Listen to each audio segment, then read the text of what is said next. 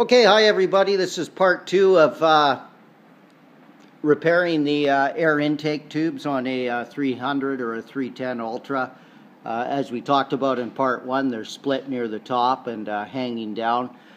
So anyways, I've taken off the two side covers. Well, here, let's look at them. This one came off quite easily. There's the side cover on this side.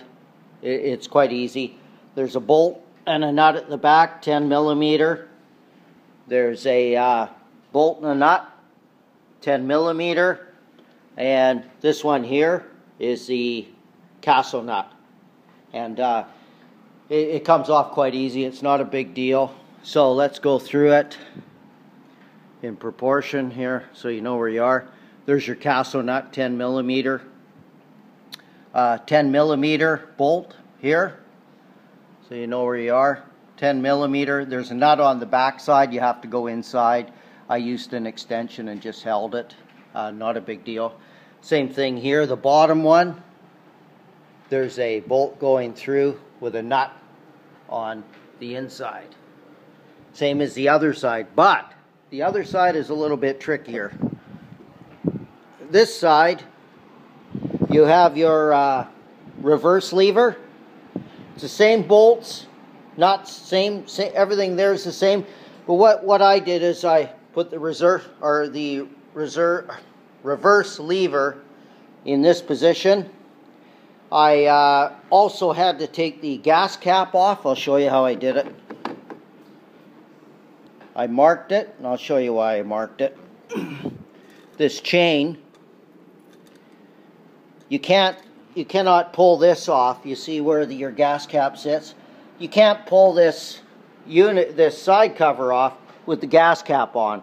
So you take the gas cap off, which I've done, and I've undone the screw here. So you see I marked it with some purple marker, and you undo that very small Phillips screw. See if we can zoom in for you.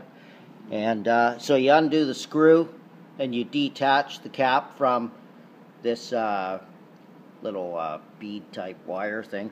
So the cap's off. I put a little bit of tape on there just so this, it's like a clip, because I have to drop it down into the tank now to put the tank on and or the cap on. So anyways, so you take this off, put that in there, then you gotta pull up on this fairly hard and wiggle it at the same time, because it's like a rubber. Here, I'll show you. You see, this rubber here comes up over the threads this way. So you literally, your side covers in this area on, you got to maneuver it out of that reverse lever. You can't have this reverse lever down. There's no way you can get the this side cover off. So I put it about in this position. And I lifted up the back part first. Obviously I undid the 3 bolts. I took off the gas cap, dropped the chain down there carefully, pulled the unit off, set the unit off to the side cover, and I'll put the cap back on. There. Well ventilated area, obviously. So the cap's on. I can put my reverse lever down. So now, part 3, when I come back, will be to figure this out. There's a bolt here. There's a bolt here. I have a feeling that I'm not sure if they're glued on the back side or are molded into the hull.